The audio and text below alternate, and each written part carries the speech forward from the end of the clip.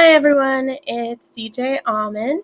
I'm taking English 356 in fall of 2019, and I'm going to talk to you about the resource called Write On with Miss G, and it's by Miss G. I honestly tried figuring out what her real name is through her Insta, Facebook, Pinterest, but it's all just Miss G.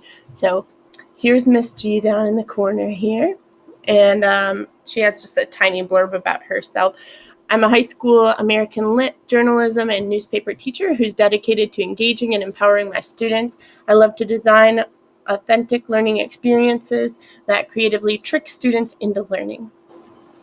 I like this source because it's really relatable to me. She is kind of like a teacher I want to be. There's an article I'm going to read a blurb about that really drew me to her blog, but she is really specific to English. So it's all about English students, and at a high school level, she has different ideas from things about what your classroom should look like to, like this says, how to teach the Crucible.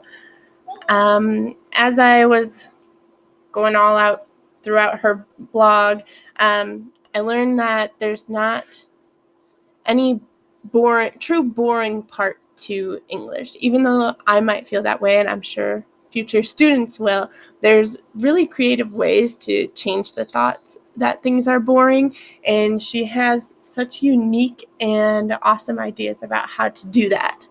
So I'll go ahead and read that section that drew me to her blog. It's 10 ideas for planning engaging novel units. She writes, "Believe it or not, but some of the novels and texts I hated the most in high school are now my favorite to teach. Hi, The Great Gatsby and The Crucible, I'm looking at you. Why? Because I'm on a mission to make my novels engaging and relevant for my students. It's my way of being who I needed when I was younger. Now, Gatsby and The Crucible are often my students' favorites year after year because of my obsession with planning engaging novel units. Each year, I make it a priority to transform a few of my most boring lessons from the previous years so I can add to my collection of favorite lessons." I think that's so awesome of her to do, and I hope that I keep this in mind and remember to do it myself. With this mindset, I've been able to collect a number of tried and true engaging lesson ideas, many that I can reuse for different novel units. If your novel units are getting stale, make engagement your goal for 2019.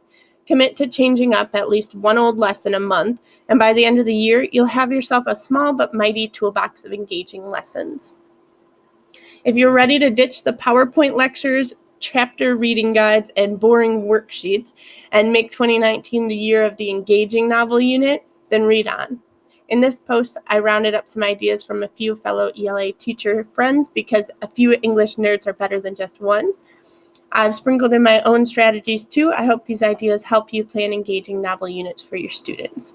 And the last thing I wanted to say about this was that she doesn't just talk about herself. She really is she uses a huge group of English teachers and peers and friends that she has. And there's so many links to her peers and other people's ideas within all of her blogs. So it's not just one single resource of her blog. She references out really unique ones that have great ideas within them as well.